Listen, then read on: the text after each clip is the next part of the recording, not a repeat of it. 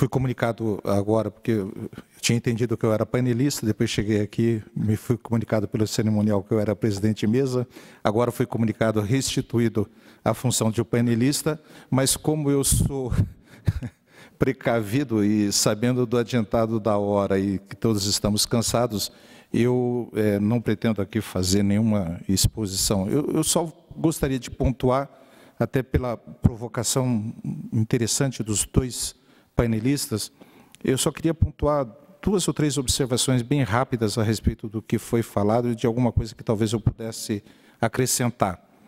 A primeira coisa é que, até esse caso que eu contei do terceirizado que esteve ontem prestando depoimento, me trouxe à mente uma questão que me parece relevante. A gente tem alguns dados estatísticos sobre terceirização, o impacto da terceirização, mas, convenhamos, o impacto da terceirização sobre o Estado, a estrutura do Estado e sobre a estrutura do Poder Judiciário é algo que ainda estamos devendo. Quando eu digo estamos devendo, significa nós mesmos do Poder Judiciário não temos essa informação e a academia ainda não produziu o suficiente para nos dizer.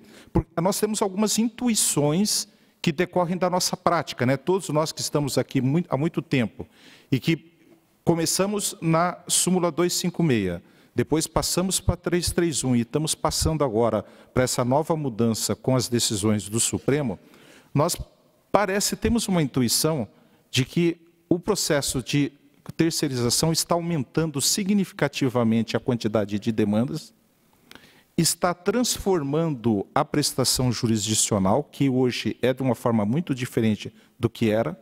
Basta ver que nós estamos tendo que aumentar a sala de audiência, porque não comporta mais a quantidade de processos de pessoas que entram no polo passivo, né? Curiosamente, o polo ativo que antes tendia a ser maior com vários autores numa demanda, agora inverteu. Geralmente um trabalhador só.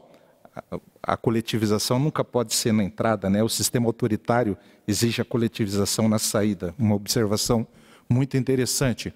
Nós temos visto agora, inclusive, artigos de processualistas dizendo que o novo código ele é individualista mesmo, que nós não tem que ter nada de processo coletivo, é uma tendência contrária no mundo. Nós temos que tratar cada processinho mesmo como uma máquina, como uma mercadoria, porque é assim que o sistema exige, né? O sistema exige que cada um requeira o seu direito como propriedade individual, que todos nós decidamos esse direito individualmente. Isso é bom para todo mundo, né? É bom que tem mais trabalho para advogado, é bom que tem mais vagas para juízes, servidores. É assim que é essa estrutura ilógica que estão trazendo para nós. E está faltando aí um estudo melhor de qual é o impacto disso para a estrutura do próprio Estado, porque o Estado hoje é o maior terceirizador, se você observar bem. Isso que foi falado da Petrobras aí, nós não podemos nos esquecer onde é que começou a terceirização no Brasil, com a Lei 6.019. E ela, lá em 74, ela foi construída para quê? Para resolver o problema da Petrobras. Não é isso? Nós começamos com terceirização com a Petrobras. E não é fortuito que a grande crise que nós temos política no país hoje seja decorrente da Petrobras e tem tudo a ver com terceirização. Todo o escândalo de corrupção, todos os problemas que nós temos estão envolvidos com o problema da terceirização. É alguma coisa que muitas vezes acabam esquecendo. Então, eu acho que um grande problema que nós temos é a falta de mais dados para analisar o impacto dessas decisões e da própria decisão que o Supremo vai tomar. Nós temos também um problema muito sério de uma visão determinista da história que está nos impregnando. Nós estamos ficando cada vez mais deterministas, um evolucionismo social simplificado, que pensa assim, a terceirização é o que sempre houve, sempre existiu, é isso daí, é o destino da humanidade, é a terceirização. Nós estamos pensando que a terceirização é o normal da vida, que todos nós vamos nos terceirizar, quem sabe no futuro podemos terceirizar inclusive os serviços de justiça, torná-los melhor, mais competitivos, mais ágeis, né? Se nós terceirizarmos tudo, né? Terceirizarmos todas as atividades e acabarmos com todas as estruturas sociais vigentes. Eu acho que essa que é a base da modernidade, que é a separação do homem, né, da natureza. O homem se separa da natureza e se constrói uma racionalidade do próprio homem como terceiro em relação a si mesmo. Né? Eu tenho que separar eu, como homem, do meu trabalho. A terceirização básica da modernidade é essa, né? Eu não sou o meu trabalho é uma outra coisa.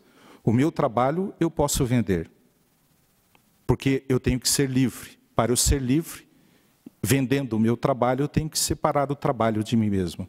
Essa que é a base da construção da modernidade, está se aprofundando, portanto, nós estamos, na verdade, numa crise de hipermodernidade, não de pós-modernidade, justamente por isso, é o que está profundamente ligado a toda essa tendência brasileira de pensar num determinismo histórico que todos nós estamos determinados a delegar a terceiros, a fazer tudo por meio de terceiros. Mas isso, como foi muito bem falado aqui, tanto agora nesse painel como no painel anterior, isso não é uma determinação histórica, não é da natureza humana, isso não é um destino histórico do homem. Isso são as opções que nós mesmos, como sociedade, estamos tomando. E o que nós estamos aqui discutindo é se essas opções são boas para a sociedade. Parece que, quando alguns defendem a terceirização ampla, aberta, que isso é uma coisa que está em voga em todo mundo, que todo mundo faz. Só o Brasil é que é atrasado e que não faz muito bem a terceirização. Pois me parece que é exatamente o contrário. O Brasil, em razão das suas origens escravocratas, ele tem a tendência à terceirização já lá desde do Império, desde a colônia. O brasileiro sempre foi deixado à sua própria sorte, ao virar-se. Cada um que se vire por si mesmo. Então, o que nós estamos pensando é que tipo de projeto de sociedade nós queremos. O que é que nós queremos para os nossos filhos?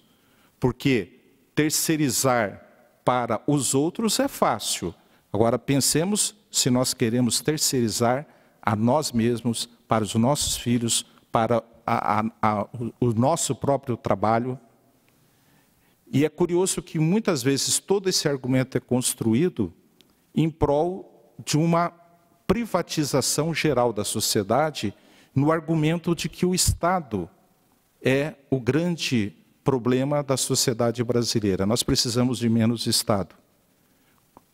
E é triste ver isso dentro do próprio Poder Judiciário, esse tipo de argumento, porque é curioso que quanto mais Estado nós somos, justamente aqueles que mais dependem, que desde a infância, desde a mamadeira, já dependiam do Estado, são justamente os que mais criticam e afirmam a necessidade de expungir o Estado. Sim, mas nós estamos falando de Estado para quem? Justamente para esses trabalhadores que estão em maior dificuldade, que são os trabalhadores que têm o maior grau de exploração dentro da sociedade.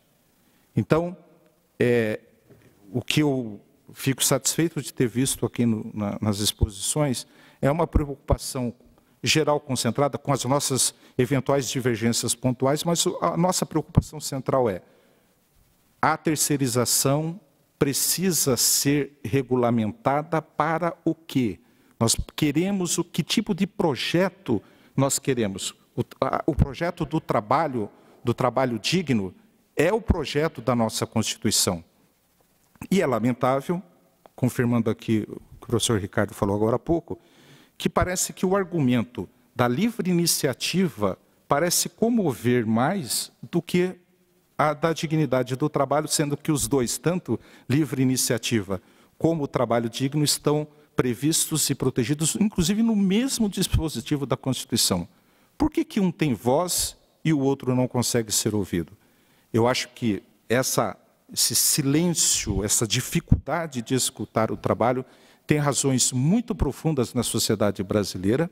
Essas raízes são de origem escravocrata, mas foram deturpadas pelas alterações. Não é um determinismo biológico ou social brasileiro, não é isso, mas as origens dela ainda interferem no inconsciente coletivo brasileiro e nós precisamos resistir, como a ministra Adelaide muito bem disse, resistir e lutar porque um outro mundo é possível, sim, uma nova sociedade brasileira é possível, sim, mas essa não é a sociedade da terceirização absoluta. Essa será, um dia, a defesa de uma sociedade em que o trabalho tenha sua dignidade, em que todos os trabalhadores, diga-se de passagem, não só os trabalhadores produtivos, mas todo ser humano tenha o seu grau de dignidade reconhecido por todos nós. Obrigado, então, pela participação de todos.